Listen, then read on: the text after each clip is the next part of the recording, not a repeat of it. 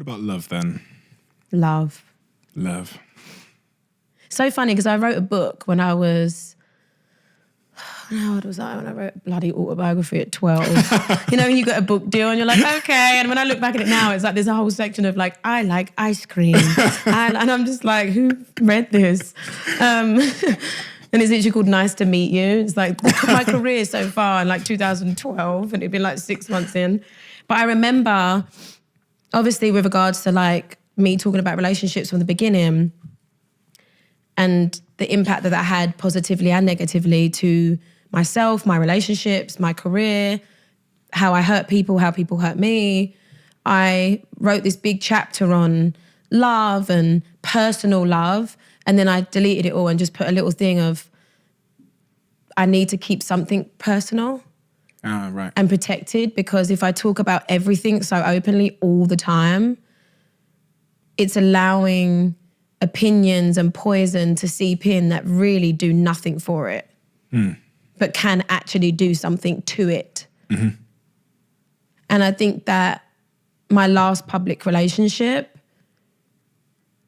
Which one was that?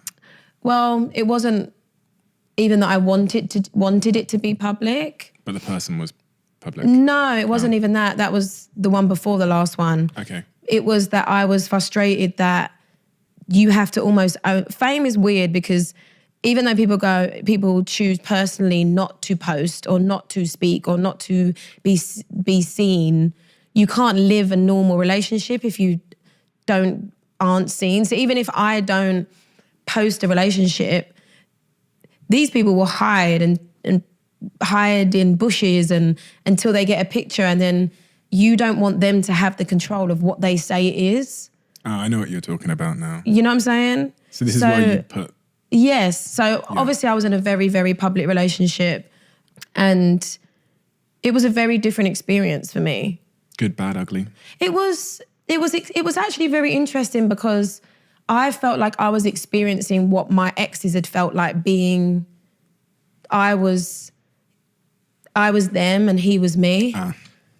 Right? Okay. He was on a whole nother level of fame and going through a very personal time publicly, and I was... He was one of the biggest actors. Is one of the biggest actors in the world.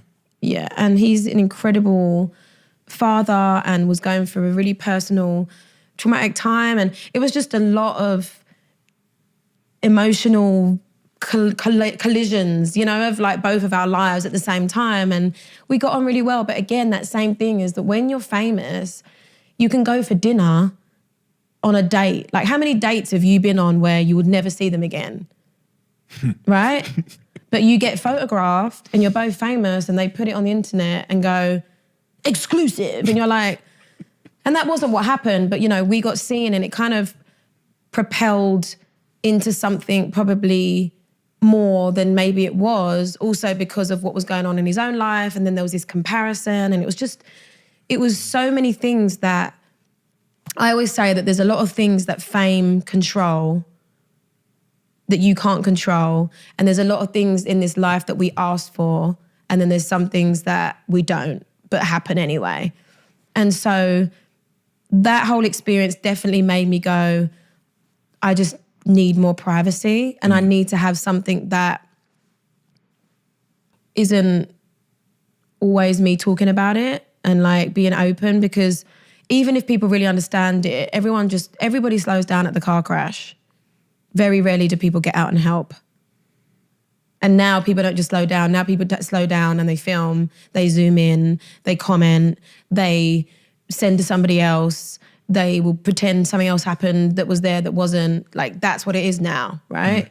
So then when I met someone in the pandemic and who wasn't famous, and I was very protective of that, when we did get seen, I was like, I don't want to talk about it. Like, and we were together for like dating for maybe a month, and then obviously it was put out everywhere on this one picture, and I was like, you know, my frustration of like the way they worded all of it, and I just was like, no, this isn't what it is. Like, if you want to, I hate that the press can control the narrative.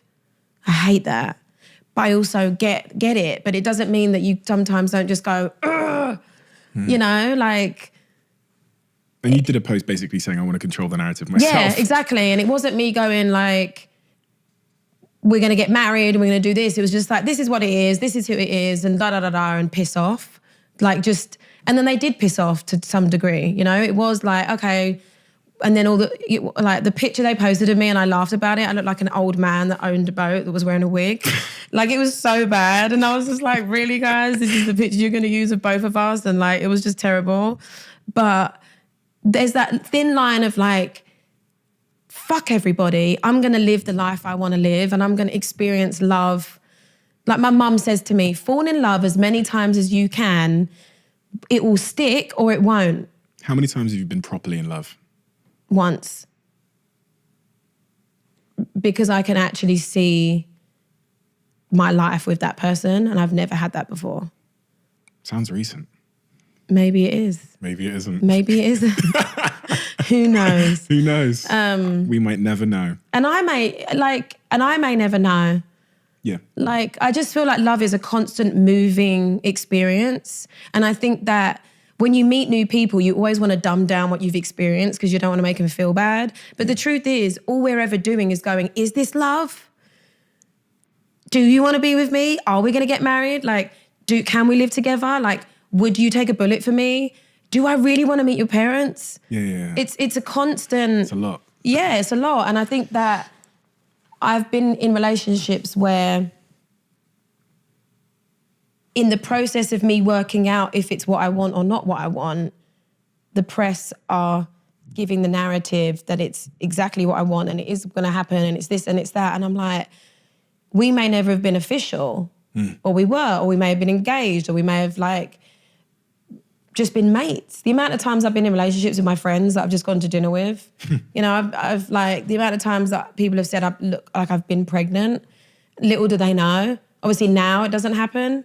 And I think if the press did say that now, I think that I would probably feel confident to say something because I see them do it to so many women without knowing what they're internally going through. I constantly ride the line between not giving a fuck and wanting to protect it to every little part of me. Because I would be lying if I didn't say that what other people think or say or constantly believe doesn't bother me.